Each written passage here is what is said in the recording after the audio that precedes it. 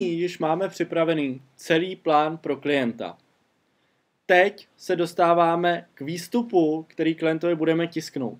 Předtím vám ale ještě ukážu některé listy, které je dobré si předtím projít. Prvním z nich je kontrola.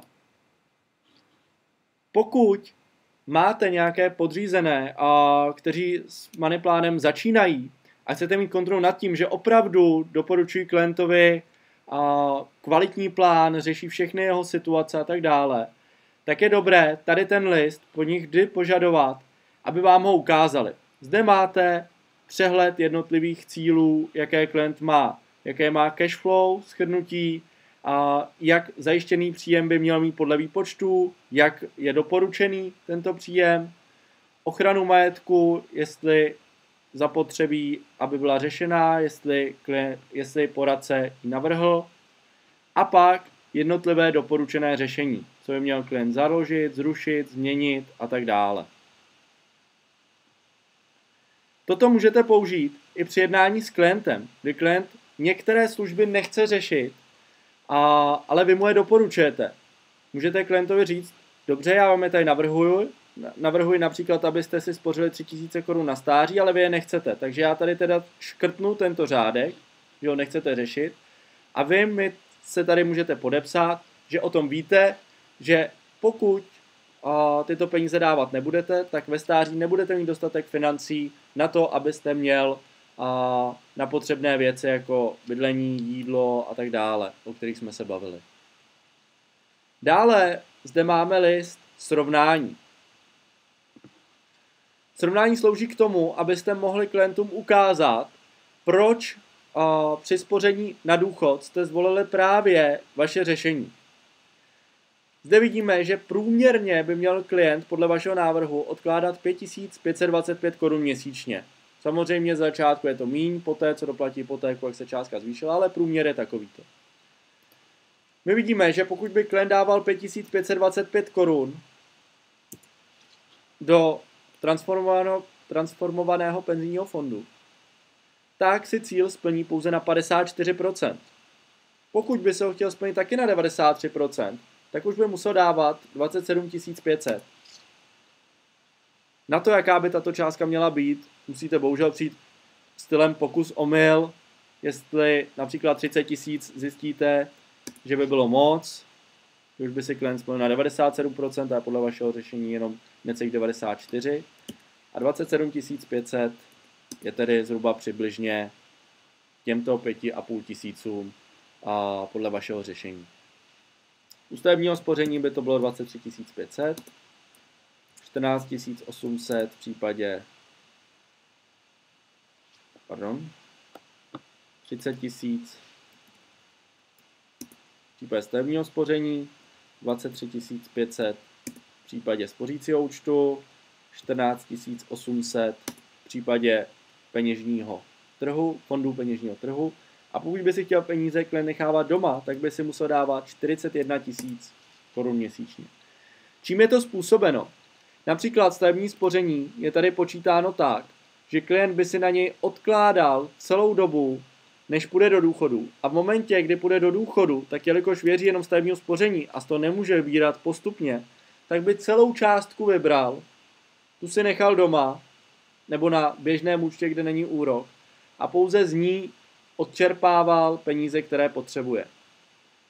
V případě spořícího účtu může mít méně, to z toho důvodu, že u spořícího účtu může pravidelně vybírat peníze a proto se ten naspořený majetek bude zúročovat i v důchodu, kdy klient z něj bude postupně vybírat. Jenom abyste uměli klientovi vysvětlit, proč na stavební spoření musí dávat mnohem více, než na spořící účet. A nyní už se můžeme dostat k výstupu pro klienta. Na první straně jsou obecné údaje o tom, jak byl plán připravován. Na následující straně je rekapitulace finanční bilance klienta, příjmy a výdaje. Zde je souhrn zjednodušený toho, co jste navrhovali. Není zde pro přehlednost počítáno je, ale zobrazeno, jak se budou výdaje měnit v případě invalidity, pracovní neschopnosti, jak se plánujete se sebou měnit do budoucnosti a tak dále. Pokud klient se zná tyto informace, můžete mu je kdykoliv ukázat nahoře v cashflow. Pak zde máme, nahoře v cashflow.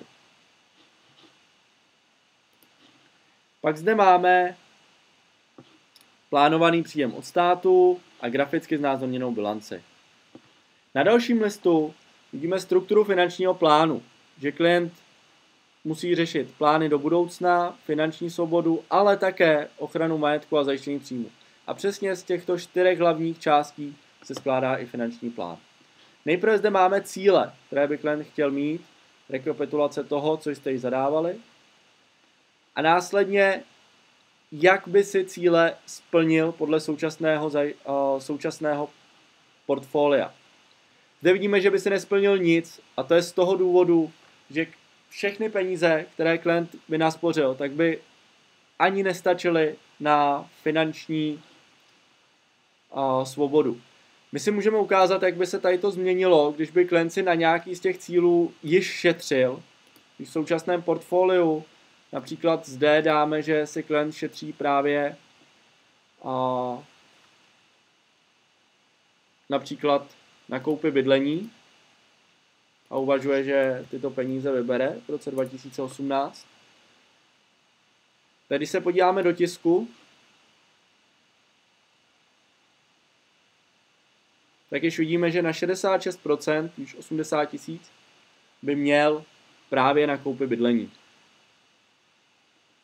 Na následujícím listu vidíte, kolik klient bude potřebovat na jednotlivé cíle. Zde máte barevně znázorněné jednotlivé cíle, například modře koupě bydlení, fialově tady máme studia Tomáše a zeleně vidíme, co právě udělá inflace s důchodem. Je například zde v roce 2055 klient bude potřebovat téměř 1 000 000 za tento rok, aby měl na svůj důchod. Zde například vidíme velký výdaj za předčasné splacení hypotéky přes 1 000 000 korun. Následně vidíme vaše řešení. To se v případě spoření na cíle dělí do 3 částí. Na krátkodobé cíle do 4 let, ty by měly být převážně na spořícím účtu, kde si klient spoří právě na rezervu, na dovolenou, na koupi bydlení. Celkově měl dávat 3800 na spořící účet, který vyberete. Nemusí kvůli tomu zakládat 3 různé spořící účty. Následně střednědobé cíle v horizontu 5 až 10 let, kdy to jsou nějaké konzervativnější podílové fondy, kde klient spoří Tomášovi na auto a tak dále. Vidíme, že ne všechny investice začínají už teď, některé třeba například na stavební rekonstrukce až v roce 2020. A celkově by pak měl dávat 13 000. Rovněž zde stačí založit jednu investici, která je v tom rozložení, které klient požaduje na základě svého investičního dotazníku a nemusíme jich zakládat několik. A dlouhodobé cíle, to jsou ty s horizontem déle než 11 let, kde můžeme si dovolit dávat větší část do akcí. Tak zde spoříme například na dovolenou důchodu a na spotřebiče v důchodu. Ještě upozorňuji, že zde není zahrnuto spoření na finanční svobodu. K tomu se dostaneme na listu dalším. Zde ještě vidíte, jak klient má současně rozložen majetek, že většina jeho majetku leží na stavebním spoření a bankovních účtech, což není dobré vzhledem k výdělku. A vy navrhujete, aby měl 35% v akcích, 30% v dluhopisech, část na bankovních účtech, to je právě rezerva a ty krátkodobé cíle, a část zatím ve stavebním spoření, kde si šetří teďka na koupi bydlení. Na následujícím listu pak vidíme, jak by si klient měl spořit na finanční svobodu.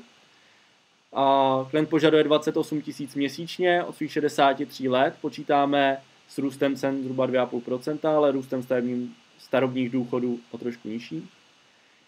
A vidíme, že důchod bude stát klienta 2,5 milionu korun. Minimálně s touto částkou potřebuje odcházet do důchodu. Nyní má pouze 55 000. S inflací dokonce bude stát důchod klienta 18 milionů. To je jenom pro informaci, aby si představil, že těch peněz bude zapotřebí opravdu hodně, pokud bude chtít mít 28 000 od svých 63 let. současné době si dává 1000 korun na bankovní účet, 500 korun na doplňkové penzijní spoření a na životní pojištění 700 korun. Vidíme, jak má rozložen majetek. I na důchod většinu toho má na bankovním účtu a část na životním pojištění. Vy doporučujete, aby většinu toho měl klient v akcích a část v dluhopisech. A zde je zmíněné porovnání, tu tabulku, kterou jsme si vyplňovali před chvílí, kde klient krásně vidí, že pokud se bude řídit vašimi radami, tak stačí odkládat 5500 korun. Může namítnout, že podílové fondy jsou rizikové, že tomu nevěří a že radši bude dávat peníze na jistotu, třeba na stavební spoření nebo na spořící účet. Ale pak si klient musí uvědomit, že musí dávat zhruba 5krát tolik. A je to opravdu v jeho silách? Chce mít možnost, že si ten cíl splní, anebo mít jistotu, že se ho nesplní, protože si může například dovolit odkládat jenom zmíněných 5000. Pak na následujícím listu klient vidí, kolik ho bude stát čekání, že opravdu s tím spořením musí začít co nejdřív. Aby si mohl důchodu vybírat po dobu 30 let požadovanou částku, tak musí za 32 let našetřit 8 milionů. Když začne teď, tak mu stačí zhruba nějakých těch 5,5 tisíce. Pokud například začne za 20 let, tak už si musí odkládat 36 000. A zde pak vidí porovnání spoření. A kolik vloží, když bude tu částku spořit, a kolik bude mít naspořeno na spořícím účtu, na stavebním spoření, na transformovaném penzijním fondu, na doplňkovém penzijním spoření a na podílových fondech. Zde vidíte, že na doplňkovém penzijním spoření je trochu více. Je to z toho důvodu, že nové doplňkové penzijní spoření se chová podobně jako investice do podílových fondů, ale navíc je tam státní podpora. Tudíž proto by zde klient měl více. Samozřejmě je důležité s ním probrat i negativa tohoto řešení, že klient nemá k penězům přístup, pokud bude náhodou potřeboval na něco jiného. Nebo pokud by je vybral, tak samozřejmě přijde o státní podporu a bude tam mít stejně jako tady. Proto je dobré na to stavební spoření, na ten starobní důchod spořit částečně v doplňkovém penzijním spoření a částečně v podílových fondech. Nyní se dostáváme k zajištění příjmů, kde klient krásně vidí, o kolik by mu klesly příjmy v případě pracovní neschopnosti, invalidity, smrti a kolik by chybělo.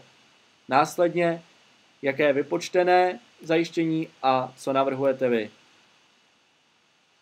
Stejně tak to vidíme u partnera nebo partnerky. Zde máme porovnání, které jsme vyplňovali v životním pojištění. Pro přehlednost se zde zobrazuje jenom vždycky prvních 10 řádků. Proto my jsme třeba v zajištění, názorně ukážu, a doporučovali i pojistit Tomáše, po případě můžete pojišťovat i jiná rizika, tím, aby tisk byl přehlednější a neměl spoustu stran, tak je zde pouze první 10 řádků. Samozřejmě klientovi to můžete ukázat i v tom dalším listu, že jste mysleli i na zajištění, že v této částce je třeba i pojistka dítěte a tak dále. Graficky pak klient vidí, jak byl pojištěn současně fialově a jak podle vašeho návrhu a cenové porovnání jednotlivých nabídek. V následujícím listu se dostáváme na porovnání neživotního pojištění. Zde je stručně vysvětleno, co je podpojištění a co je přepojištění a pak následně jednotlivé varianty, které jste klientovi navrhli. Například pojištění domácnosti, jak by mělo být, jak je současné a jak je navrhované řešení. A zde, když byste pak ještě v neživotním pojištění a porovnání neživotního pojištění vyplnili nějaké návrhy, co klient má, například pojištěnou domácnost na 200 000,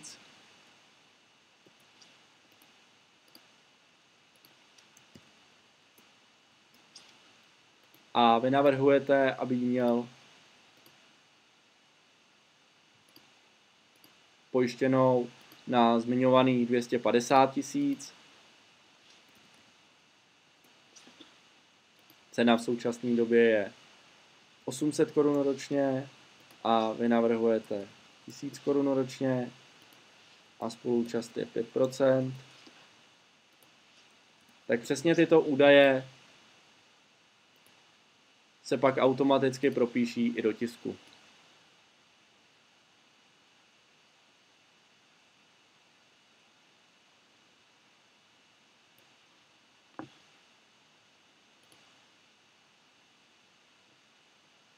A poslední stránkou finančního plánu jsou navrhované kroky. Zde vidíme ještě, jak se propsaly údaje, které jsme vyplnili. A poslední stránku navrhované kroky k realizaci nového finančního plánu. Zde je sumář toho, co jsme pro klienta připravili. Například zrušit běžný účet, u České spořitelny, protože je drahý, a založit nový běžný u Fiobanky, kde by ovšem neměla být rezerva, ta by se měla tvořit na spořícím účtu. A pak zde vidíme jednotlivé investice, od jakého roku mají být, na co mají být, a stavební spoření, které klient má, a výslednou bilanci. Nevždy klient má takové příjmy a jenom takové požadavky, aby ty peníze mu na to stačily. Zde vidíme, že v finanční bilanci máme trochu zápornou. A to nám potvrdí i list cashflow v čase, kde klient je zhruba minus 1000 korun a v některých letech to jsou dokonce minus 3000 korun. Tady je důležité s klientem probrat, že buď bude muset se někde uskromnit, nebo pracovat na tom, aby zvýšil příjmy. Samozřejmě není to nic nereálného, může se o to snažit a během 3 let se dostat na částku vyšší o 4-5 tisíc korun není rozhodně nic nereálného. Takže to jsou věci, které s klienty musíte řešit, probírat a následně s nimi i na tom pracovat. Takže to by bylo vše, co se týče tisku finančního plánu, a my si v následujících videích ještě ukážeme nějaké pomocné listy, které zde najdete jako prezentace plánu, spořící účty, porovnání spoření a tak dále.